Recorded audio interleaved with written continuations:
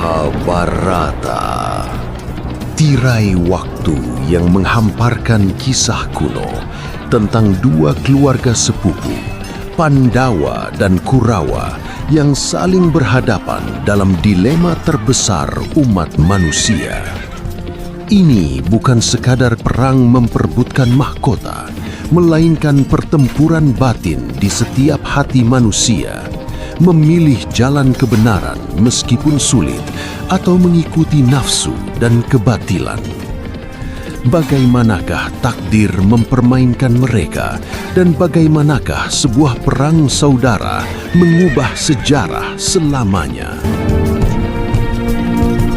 Simaklah musim ketiga masa leluhur Pandawa pada episode ketiga, Lahirnya Satrugam. Dalam kisah Lahirnya Pusaka Jamus Kalimasada.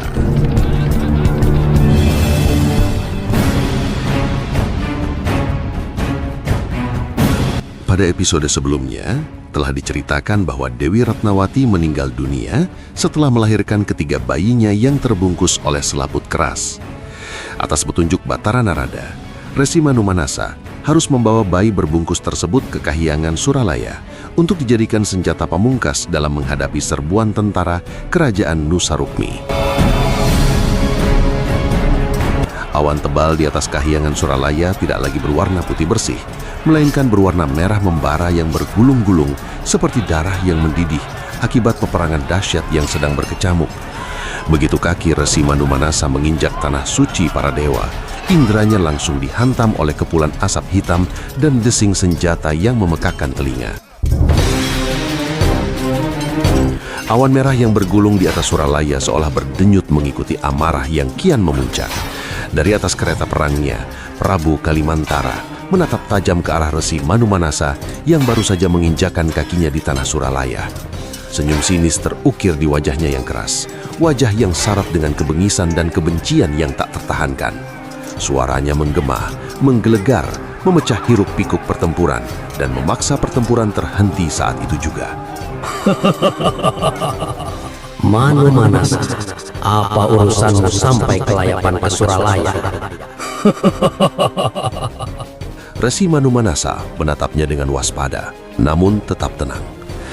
Kalimantara, aku datang hanya dengan satu tujuan, menghentikan angkara murka. Tawa Prabu Kalimantara kembali menggelegar, pahit dan penuh bara dendam. Terlambat, Manumanasa. Aku telah lebih dulu datang dan menghentikan keangkara murkaan itu.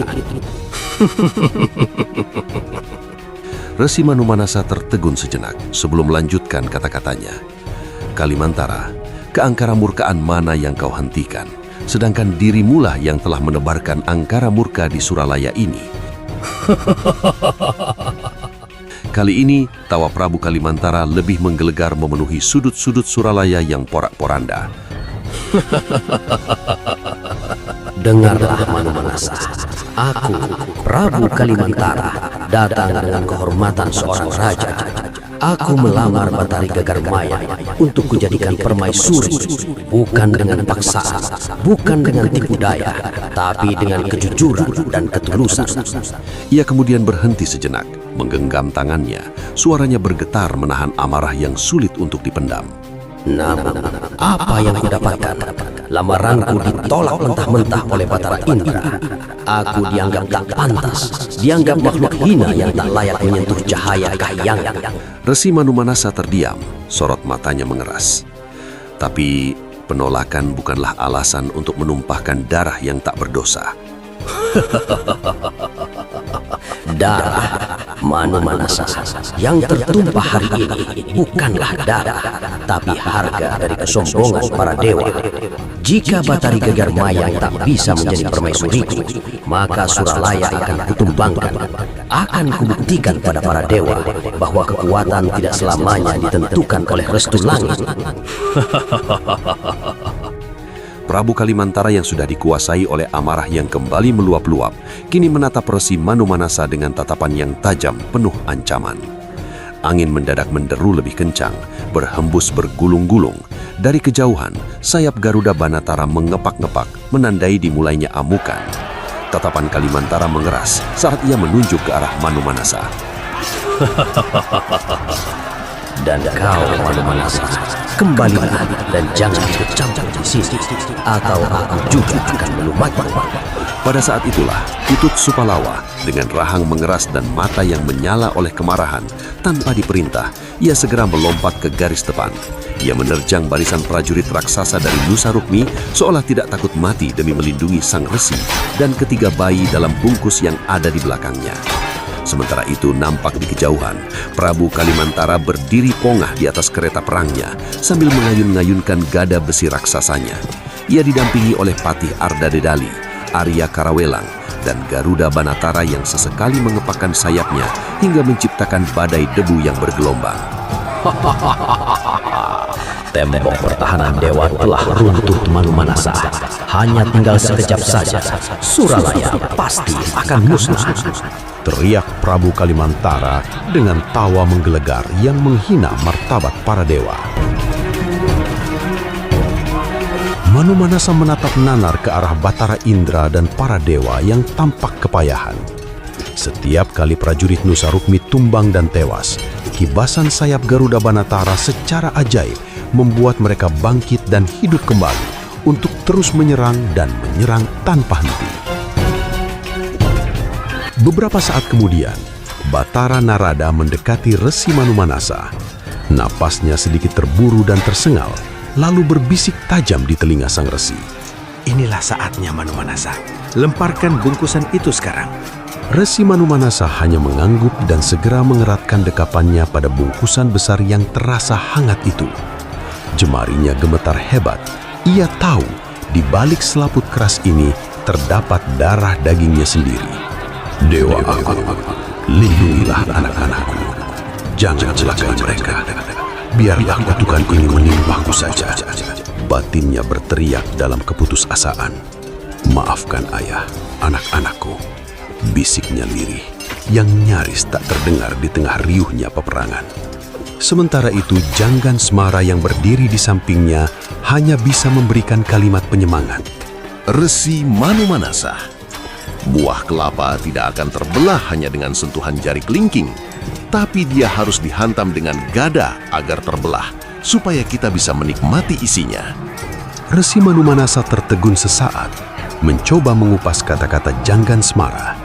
Dan sesaat kemudian, dengan hati yang mantap dan pengerahan tenaga dalam yang luar biasa, Resi Manumanasa mengambil ancang-ancang dan melemparkan bayi berbungkus itu ke arah Prabu Kalimantara. Bungkusan itu melesat seperti kilat, membelah udara dengan suara menderu yang mengerikan, sebelum akhirnya hantaman itu begitu telak, kepala Prabu Kalimantara hancur seketika. Namun bungkusan itu tidak berhenti. Ia memantul dengan kecepatan yang sama, lalu menghantam dada Patih Arda Dedali, menembus tubuh Arya Karawelang, dan terakhir menghancurkan wujud Garuda Banatara hingga berkeping-keping. Medan perang mendadak sunyi senyap seperti api yang dihempas badai. Jasad keempat pemimpin musuh itu roboh ke tanah. Namun alih-alih membusuk, mereka secara ajaib berubah wujud menjadi benda-benda pusaka yang memancarkan aura sakti. Jasad Prabu Kalimantara menghilang terbungkus kabut yang bergulung-gulung dan berubah menjadi sebuah kitab suci. Begitu pula dengan jasad Patih Arda Dedali yang mendadak musnah dan berubah menjadi sebuah anak panah. Begitu pula dengan jasad Arya Karawelang yang mendadak musnah dan berubah menjadi sebuah mata tombak. Dan yang terakhir, jasad dari Garuda Banatara dikurung oleh bola angin yang berputar-putar dengan suara menderu dan menghempaskannya menjadi sebuah payung kebesaran. Sementara itu, bersamaan dengan tumbangnya sang raja raksasa Kalimantara, selaput keras pembungkus ketiga putra Resi Manumanasa yang selama ini mustahil ditembus mendadak robek dengan sendirinya. 3 tangisan bayi laki-laki yang melengking pecah secara bersamaan memenuhi angkasa Suralaya sebagai tanda kemenangan. Resi Manumanasa berlari menghampiri putra-putranya, namun langkah kakinya mendadak terhenti dalam kebingungan. Ia melihat ketiga bayinya itu memiliki paras yang serupa, tak ada beda sedikit pun yang bisa membedakannya. Kalau seperti ini, bagaimana aku bisa tahu siapa yang lahir lebih dulu? Tanyanya dengan napas memburu dan mata yang berkaca-kaca. Namun sesaat kemudian, Batara Narada segera turun tangan memberikan petunjuk sambil menunjuk satu persatu dari ketiga bayi tersebut. Manumanasa, putra yang merupakan titisan Gandarwa Satrutapa, berilah nama Bambang Satrukem. Ia adalah yang tertua. Yang kedua bernama Bambang Sriati, dan yang paling bungsu adalah Bambang Manumadewa. Disusul dengan Batara Indra yang melangkah maju mendekat dengan rasa syukur yang mendalam. Manumanasa, kau dan ketiga putramu telah menyelamatkan Kahyangan. Mintalah hadiah apapun yang kau inginkan, ucap Batara Indra dengan rasa syukur. Resi Manumanasa hanya menggeleng pelan. Ia hanya menatap bayi-bayinya yang kini tak punya ibu. Pikulun, hamba tidak meminta kemewahan. Hamba hanya memohon anugerah agar putra-putra hamba bisa tetap hidup dan tumbuh sehat, meskipun tidak ada air susu ibu yang menghidupi mereka. Batara Indra tersenyum, lalu mengulurkan tangannya memberi berkah. Dan sejak saat itu, jika putra-putra Resi Manumanasa menghisap jari tangannya sendiri, maka akan memancar keluar air susu yang menyegarkan hingga mereka berusia 2 tahun. Sementara itu, Batara Narada telah selesai mengumpulkan pusaka-pusaka perwujudan dari pembesar Nusa Rukmi. Pusaka yang berbentuk kitab kosong dari perubahan wujud jasad Prabu Kalimantara diberinya nama Serat Kalimasada, yang kelak isinya akan ditulis oleh keturunan dari Resi Manumanasa bernama Resi Abiasa. Pusaka lainnya yang berwujud sebuah anak panah diberinya nama Panah Arda Dedali. Sementara pusaka yang berwujud mata tombak diberinya nama Tombak Karawelang. Dan pusaka terakhir dari perubahan wujud Garuda Banatara diberinya nama Payung Tunggul Naga. Dari semua pusaka itu, kemudian dititipkannya kepada Batara Indra untuk disimpan hingga saatnya nanti diberikan kepada keturunan Resi Manumanasa yang terpilih. Merasa tugasnya telah selesai, Resi Manumanasa segera mohon pamit. Dibantu oleh Putut Supalawa dan Janggan Smara, mereka masing-masing menggendong satu bayi dalam dekapan hangat, membawa harapan baru menuju puncak Gunung Sapta Arga.